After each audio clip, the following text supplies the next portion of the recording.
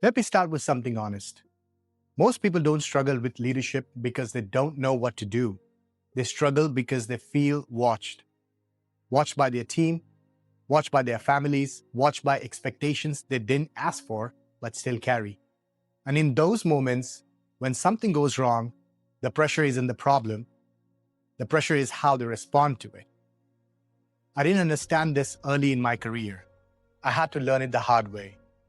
For people new to this channel, hello, I'm Captain Aries, a seasoned ship captain of some of the largest ocean-going ships. I have circumnavigated the planet at least 4 times over the last 20 years and learned some of the most brutal and honest leadership lessons firsthand in the harshest of circumstances. I have taught hundreds of students as an academy lecturer on various maritime topics, including leadership. There's a moment on a ship's bridge that never makes it into textbooks. A ship's bridge is the brain of the ship from where navigation happens, like the cockpit of an airplane. The bridge is treated like a church for many of us mariners while we navigate the ocean safely. Being on a ship's bridge is the epitome of discipline, professionalism, and skills required to navigate these large ocean-going giants. It has hundreds of electrical equipments and machineries with hundreds of buzzers and alarms and flashing red lights.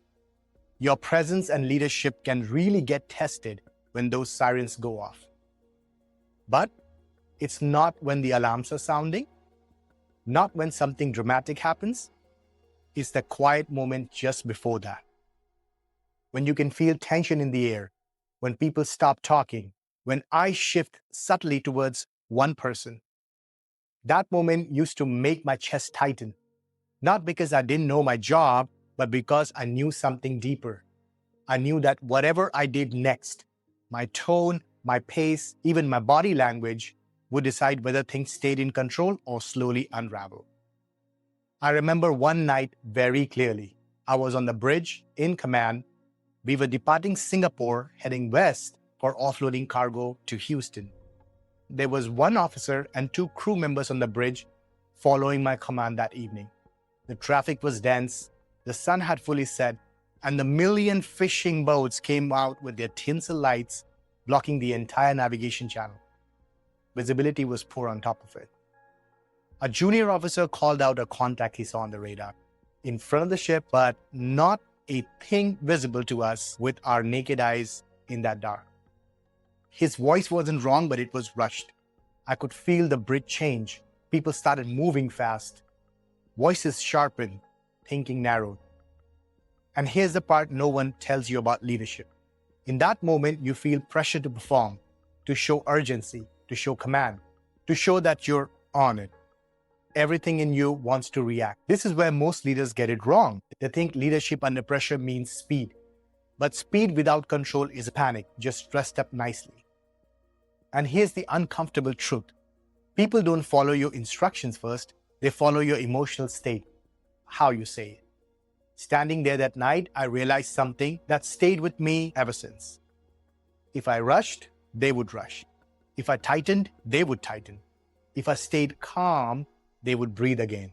So I slowed myself down, not because the situation wasn't serious, but because it was.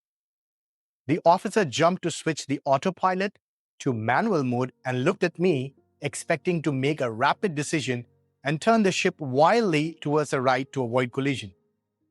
I lowered my voice, I reduced movement, I paused before speaking.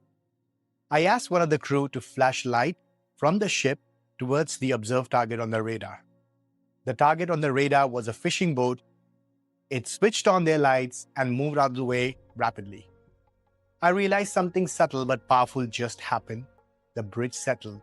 People started thinking again. That's when real leadership began. Now let me make this useful for you because this isn't about ships, it's about pressure. Here's what calm leaders do practically. Number 1, they regulate themselves before regulating others.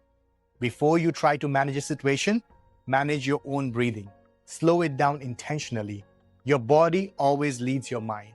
Separate facts from emotion. They don't dramatize, they don't speculate.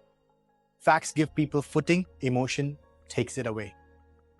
Number 3, They choose clarity over cleverness. One direction, one decision. People don't need options when they're under pressure. They need a steady hand. Number 4, they understand what they're really managing. They're not just managing a problem, you're managing the emotional temperature of the room, and the temperature always comes. This applies everywhere, in meeting where tension rises, in family situations that feel heavy, in moments where people look to you for stability.